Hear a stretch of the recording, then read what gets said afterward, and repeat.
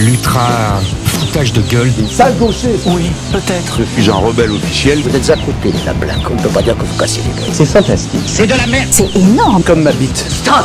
L'humour a ses limites.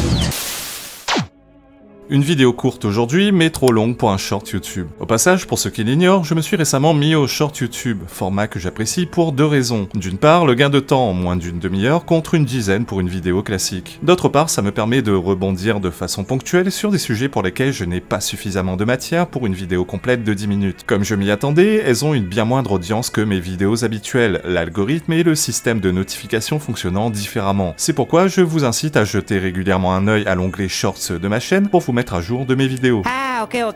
Bref, revenons à nos moutons. Cet extrait est issu de l'émission C'est politique sur France 5, présentée par le grand expert politique de France Télévisions, Thomas Negaroff. Thomas Negaroff, c'est ce grand visionnaire qui avait vu avant tout le monde la victoire de Trump aux dernières élections américaines. C'est la pire des candidates pour Donald Trump. Thomas Negaroff, franchement, vous vous attendiez plutôt à une élection de Kamala Harris ? Ah non. Non. On a eu droit sur ce plateau à une très fine analyse de Nedjib Sidi Moussa, docteur en sciences politiques, qui nous explique au calme que Boualem Sansal est une personne indésirable qui alimente les discours hostiles d'extrême droite. Il se trouve que Boualem Sansal, depuis quelques années, alimente un discours hostile à l'égard des immigrés, des musulmans, et reprend tous les thèmes d'Éric Zemmour. Vous avez montré un entretien, on aurait pu prendre un extrait d'un entretien qu'il a donné à Frontières, qui est un média d'extrême droite. On va l'écouter, on va le regarder aussi. C'est quand même choquant, je ne dis pas que ça justifie un emprisonnement. Eh ben voyons. Technique rhétorique classique, diaboliser quelqu'un puis conclure par « Attention, hein, je dis pas que ça mérite ça ou ça ». Ah non.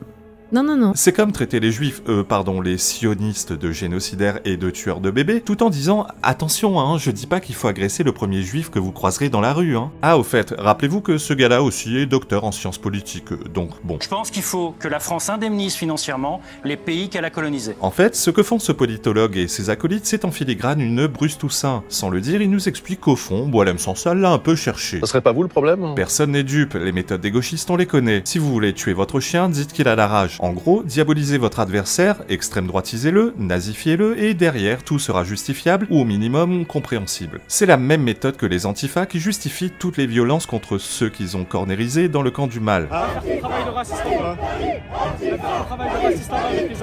Après tout, un nazi est indéfendable. En 1944, toutes les exactions envers les nazis étaient souhaitées ou approuvées par l'opinion publique. Ce qui m'intéresse dans cette vidéo, c'est l'intervention de Rachel Bignas, journaliste à Marianne. Chose rare dans l'entre-soi boboisé bien pensant des plateaux feutrés de France Télévisions, cette jeune femme fait preuve d'une forme de courage intellectuel en questionnant le plateau sur leur attitude face au cas Boualem Sansal. J'ai la sensation, qui m'est désagréable, je dois dire, qu'on est en train de faire le procès d'un homme, parce que quand on dit notamment qu'il est d'extrême droite, c'est une manière de l'ostraciser, ou de justifier peut-être, de justifier le sort qui lui est réservé.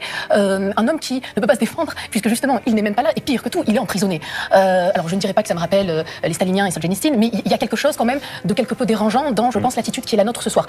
Néanmoins... Alors c'est pas la nôtre, parce que vous êtes là, nous allons là pour en discuter, donc c'est pas la... Bien sûr, c'est la nôtre, pardon. C'est la nôtre au sens, au sens large du terme. Je suis pas là pour pointer du doigt, mais ce climat-là, je suis pas sûre que ce soit le plus pertinent. En plus d'être courageuse, elle fait également preuve d'une grande habileté rhétorique. Lorsqu'elle dit « je ne dirais pas que ça me rappelle les staliniens et Solzhenitsyn », c'est une pratique rhétorique très courante qui consiste à dire ce qu'on pense en faisant croire que ce n'est pas ce qu'on pense à l'aide de la formule « je ne dirais pas que » en y ajoutant « mais » à la fin. Ce qui prête à sourire également, c'est Thomas Negaroff qui semble ne pas comprendre une autre pratique rhétorique courante qui consiste à formuler une critique en s'incluant dans cette dernière. Alors c'est pas la nôtre parce que vous êtes là, nous allons là pour en discuter, donc c'est pas la... Bien sûr, c'est...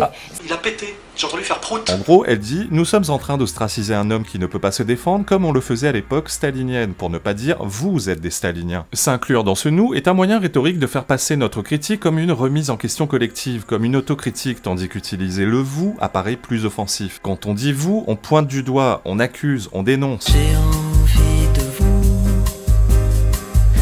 vous voyez. Je fais cette merde! C'est de la liqueur d'échalote. Par exemple, je suis pas le dernier à critiquer avec virulence les actes de mes compatriotes réunionnais lorsque je les considère problématiques. Néanmoins, je ne dirai jamais « il y a beaucoup de réunionnais qui maltraitent les animaux », du moins pas lorsque je suis dans une démarche pédagogique. En privé, je le dis. Je préférerais la formule « à la Réunion, on a un problème de maltraitance animale, on a tendance à laisser traîner nos animaux dans la rue, on a tendance à ne pas les considérer ». Encore une fois, s'inclure dans la critique, ou plutôt ne pas s'en exclure, passe toujours mieux auprès de votre interlocuteur, puisque la critique apparaît comme un signe d'humilité, d'autocritique, même s'il semble évident que si je me permets de faire cette critique, ça veut forcément dire que j'ai conscience du problème et par conséquent que je ne me sens pas concerné ni visé. Malinx, le lynx. Voilà, c'est tout pour aujourd'hui. N'oubliez pas de lâcher un petit like et de vous abonner si ce n'est pas déjà le cas. Vous pouvez aussi m'encourager en lâchant quelques bifetons dans ma cagnotte Litchi, le lien est en description. Vous avez également le lien vers mon Discord si vous souhaitez me joindre en privé ou papoter avec d'autres abonnés de ma chaîne. Allez, à bientôt. Ciao. Regardez, ce mini-fusée lancé au terrain de la commune de la Gombe est une invention du génie congolais. Francis Kalonji, c'est son concepteur. Diplômé d'état en mécanique générale, âgé de 23 ans, il a présenté sa création au ministre de la Recherche scientifique et Innovation technologique, José Mpanda Kabangu, qui était accompagné du vice-ministre de Transport. J'ai fabriqué cette fusée qui fonctionne à base de l'eau et l'air comprimé. Nous sommes en train de chercher comment nous pouvons installer notre satellite. C'est les fusées qui amènent les satellites et déposer. C'est un propulseur des satellites. J'ai fait des recherches beaucoup. J'ai créé des courants à base de l'eau, à base de l'air, à base des gaz, hydrogène et tout ça. Cet esprit de créativité mérite un encadrement et soutien du gouvernement de la République. Maître José Mpanda Kabangu ne cesse d'encourager la jeunesse dont la vision du chef de l'État l'a réaffirmé séance tenante à l'équipe du Centre national de télédétection en présence du président du conseil scientifique. Il sera engagé, il sera parmi vos agents. Comme ça, vous allez pouvoir encadrer l'idée pour donner ça à un corps scientifique. Donc, il faut aller voir les DG de CNT, Centre national de télédétection. Quand on aura donné corps à ça, à ce moment-là, le gouvernement va pouvoir suivre pour voir qu'est-ce qu'on peut faire, et y mettre un peu de moyens, voir de quelle manière.